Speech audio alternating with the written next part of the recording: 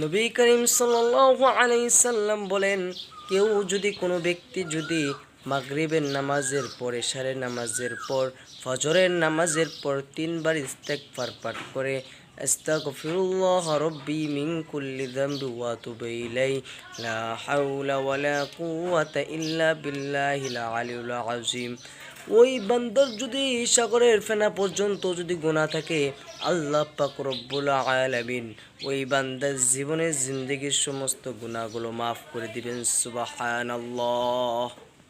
নবী করিম সাল্লাল্লাহু আলাইহি সাল্লাম বলেন, কেউ যদি কোনো ব্যক্তি যদি মাগরিবের নামাজের পর, এশারের নামাজের পর, ফজরের নামাজের পর তিনবার ইস্তেগফার পাঠ করে, আস্তাগফিরুল্লাহ রব্বি মিন কুল্লি যামবি ওয়া আতুবু ইলাইহি লা হাওলা ওয়ালা কুওয়াতা ইল্লা বিল্লাহিল আলিয়্যিল আযীম, ওই বান্দার যদি সাগরের ফেনা পর্যন্ত যদি গুনাহ থাকে, আল্লাহ পাক রব্বুল আলামিন ওই বান্দার জীবনের জিন্দেগির সমস্ত গুনাহগুলো মাফ করে দিবেন। সুবহানাল্লাহ।